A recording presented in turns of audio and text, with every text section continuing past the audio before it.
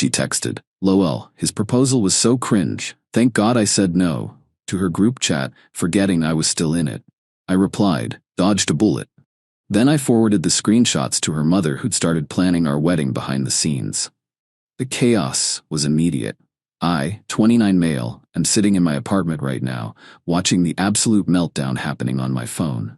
My now ex-girlfriend Madison, 27, just learned a very expensive lesson about checking who's in your group chats before trashing them. We'd been together for 4 years. I thought we were solid. Sure, Madison could be a bit high maintenance. Always needed the newest iPhone, complained when we went to regular restaurants instead of the trendy spots her influencer friends posted about. But I loved her, or thought I did. Last Saturday, I proposed. Spent 3 months planning it, saved up $8,500 for a ring. Yeah, I know, but she'd literally shown me the exact one she wanted like 50 times. Took her to the botanical gardens where we had our first date, had her favorite flowers everywhere, got down on one knee by the fountain at sunset. She said yes, cried. Posted a million photos on Instagram with #she said yes and future Mrs. hashtags. Her mom, Diane, called me sobbing with joy. Everything seemed perfect. Then Wednesday happened. I'm in a group chat with Madison and her 3 best friends, Brittany, Jenna, and Kelsey. They added me like 2 years ago for planning surprise parties and stuff.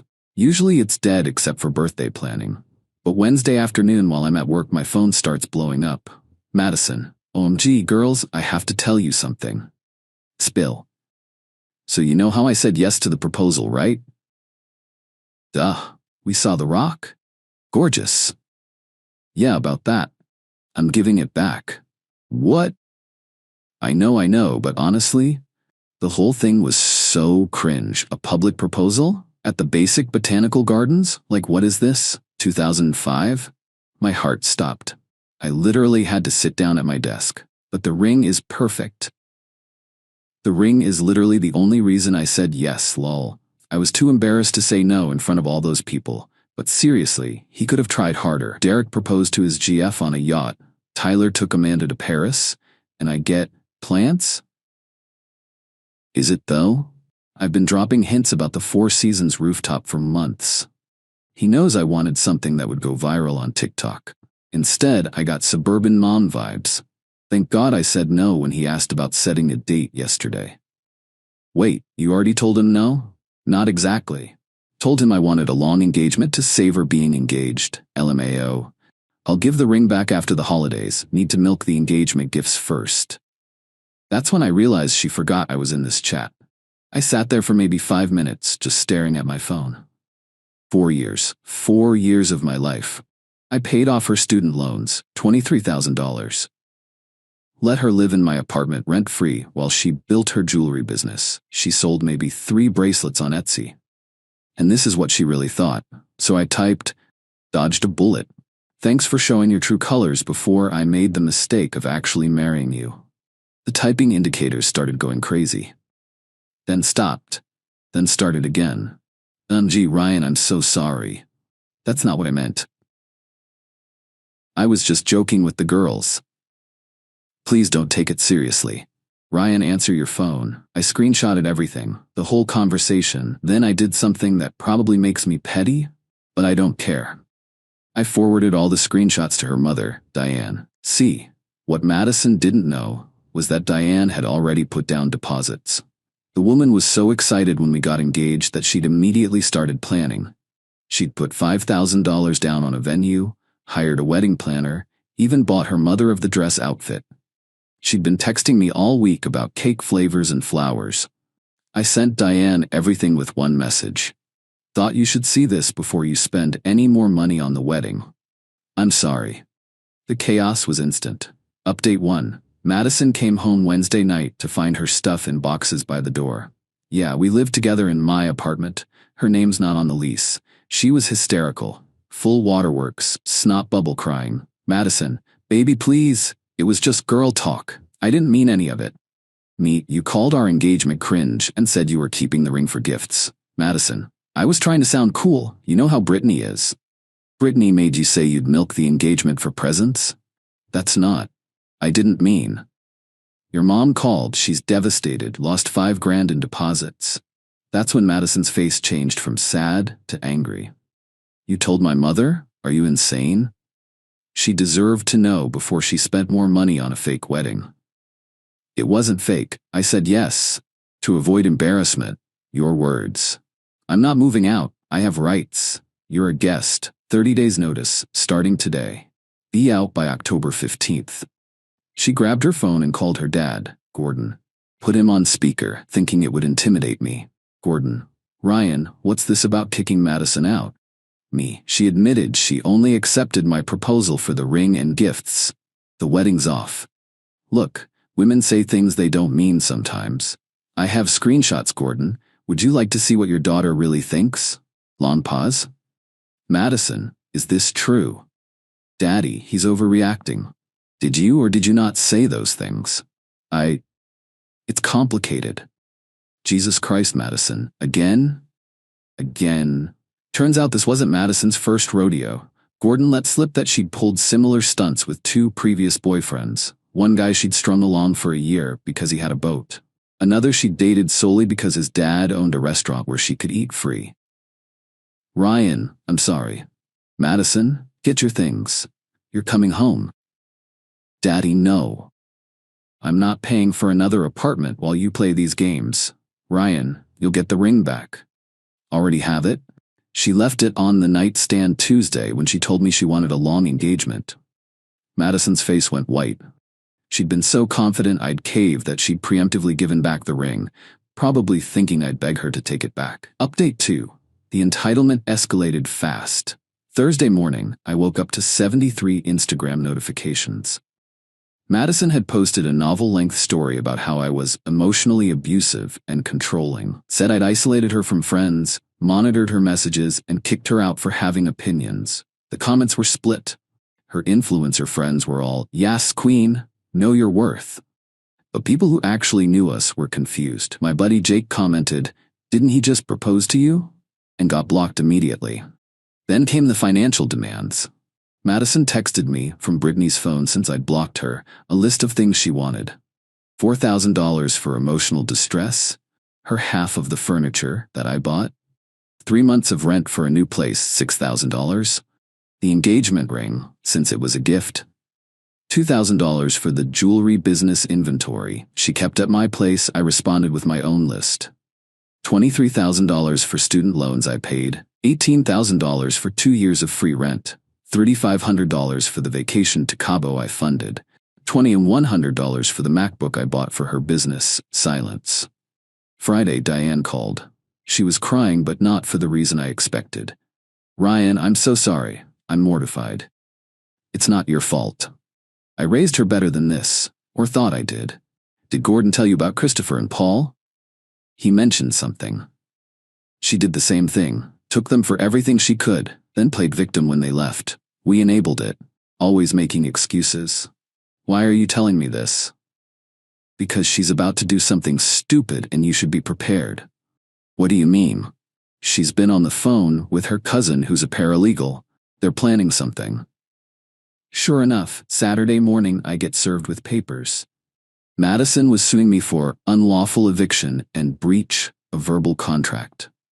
She claimed we had an agreement that she could live there indefinitely in exchange for household management and that the engagement created a financial expectation. The number she was asking for? $50,000. $50,000. I laughed so hard the process server looked concerned. Update 3.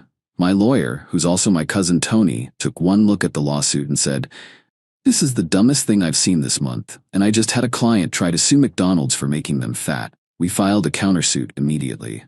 Included defamation for the Instagram posts, fraud for admitting she accepted the proposal under false pretenses, unjust enrichment for the loans and rent.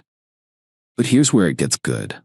Remember how Madison mentioned Derek and Tyler, the guys whose proposals were supposedly so much better? Well, Derek's girlfriend is my coworker's sister. Small world. I reached out just to share my condolences about Madison's behavior. Turns out Derek never proposed. That yacht story? Complete fabrication. They'd been on a sunset cruise, but no ring. Madison had been telling everyone about this non-existent proposal to make herself look better. Tyler and Amanda? Even better, they're not even together anymore. Haven't been for 6 months. The Paris trip was Amanda going solo after she dumped Tyler for cheating. Madison had been living in a complete fantasy world, making up rival proposals that didn't exist to justify her materialistic demands. I sent all this information to Tony. He added it to our filing as evidence of her pattern of deception. Monday morning, Gordon called. "Gordon, Ryan, we need to talk. Can you meet me for coffee?" I agreed, curious. Gordon showed up looking exhausted. Apparently, Madison had been having daily meltdowns at home. She'd maxed out 2 credit cards buying stuff to rebuild her life. She'd been demanding they sue me, hire a PR firm to fix her image, and pay for a new apartment downtown. "Gordon, I'm cutting her off." "Me what?" "I've enabled this for too long. She's 27, not 17. Diane and I talked. No more bailouts." "Good for you. I have something else. It might help your case." He handed me a folder. Inside were screenshots from Madison's iCloud. She was on his family plan and forgot. Messages between her and Brittany from before the proposal. "I need him to propose with something worth at least $10K or I'm out. Once I get the ring, I'll have leverage. Goal is to stretch engagement for 2 years, save money living free. If he won't upgrade to a penthouse after wedding, I'll leave with half." She'd been planning to use me from the start. The I love yous, the talk about our future, all of it was calculated. Use this, end it. Maybe she'll finally learn. Update 4. Court happened yesterday. Madison showed up dressed like she was going to a funeral, trying to look sympathetic. Her paralegal cousin was representing her, and it was obvious within 5 minutes he was in way over his head. The judge reviewed everything. The text messages, the Instagram posts, the fake proposal stories, and then Gordon's evidence, the premeditated gold-digging messages. "Judge, Miss Fitzgerald, did you write these messages?"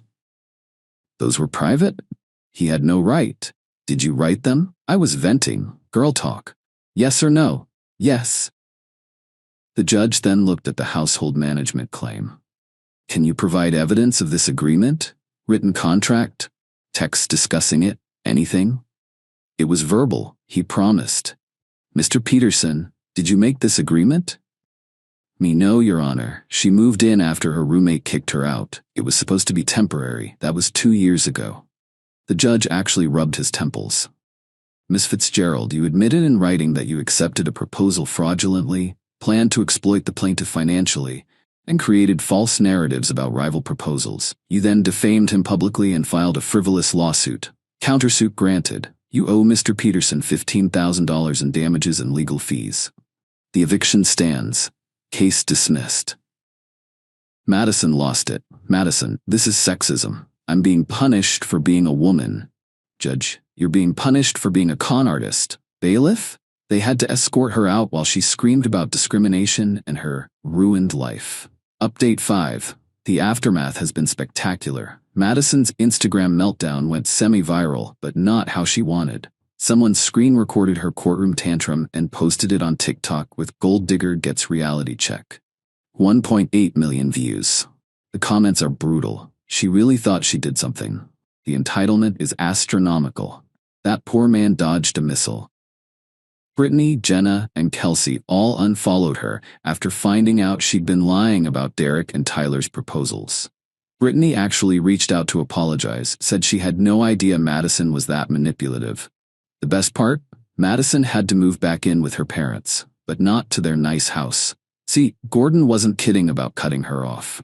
He gave her 2 options: get a job and pay rent, or move into the studio apartment above their garage that they'd been renting out.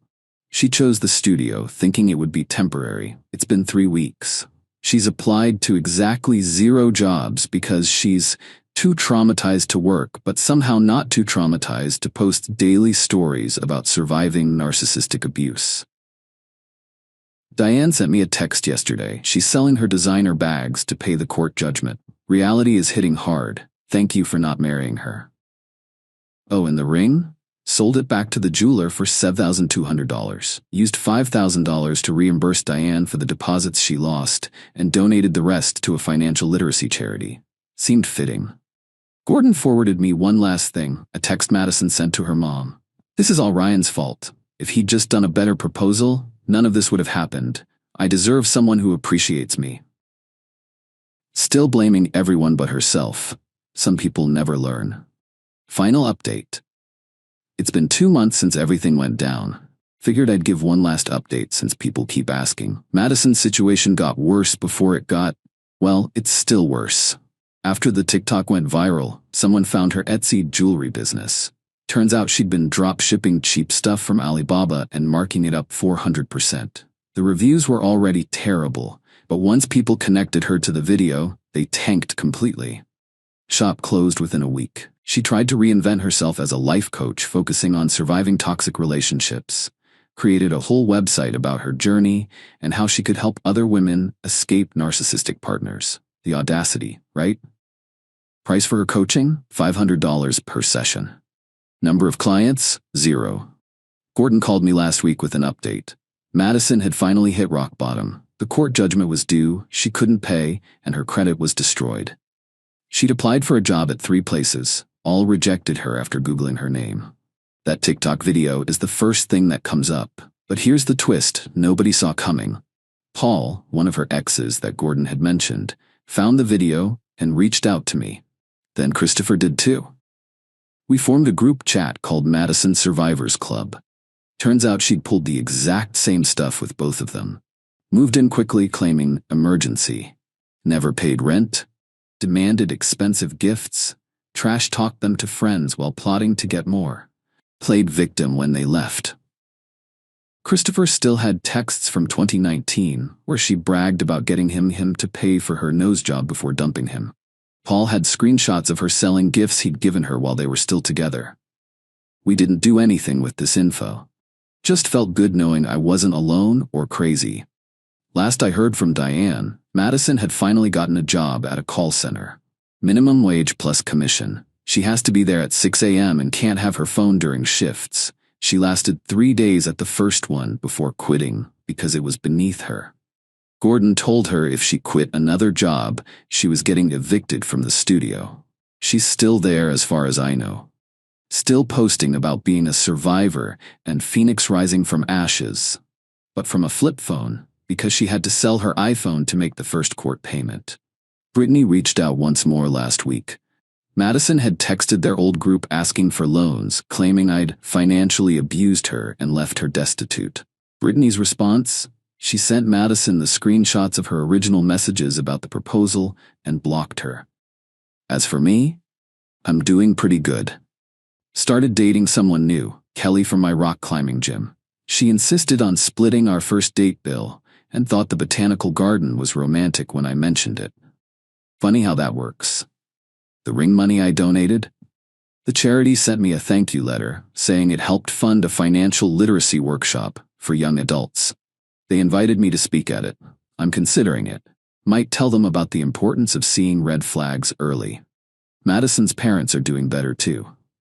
Diane joined a support group for parents of entitled adult children. Apparently that's a thing. Gordon sent me a bottle of expensive scotch with a note. For showing us what we should have done years ago. The studio apartment above their garage, Madison decorated it with vision boards about her comeback and empire. She posts motivational quotes daily about betting on yourself and knowing your worth. The irony is completely lost on her. Someone recently commented on one of her posts, "Weren't you the girl who got dumped for calling your proposal cringe?" She deleted it immediately and made her account private. But my favorite update? Remember that $15,000 judgment? She's paid $3,000 so far. $12,000 to go.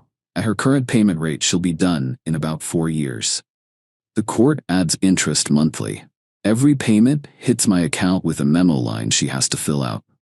The first one said, temporary setback. The most recent one just said rent money. Reality really does hit different when nobody's there to cushion the fall. Looking back, that group chat mistake was the best thing that could have happened. Saved me from a lifetime of being someone's meal ticket. Could have been discovering this after a wedding and kids. Instead, I got out with my dignity, my assets, and a story that apparently resonates with a lot of people. To everyone who messaged saying I was too harsh, she literally admitted to scamming me for years. To those who said I should have kept it private, she put me on blast first with lies. Sometimes the only way to deal with entitled people is to let them face the consequences they've been avoiding their whole lives. Madison, if you're reading this from your studio apartment on your work break, the proposal wasn't cringe. Your character was. Dodged that bullet? More like dodged a nuclear missile.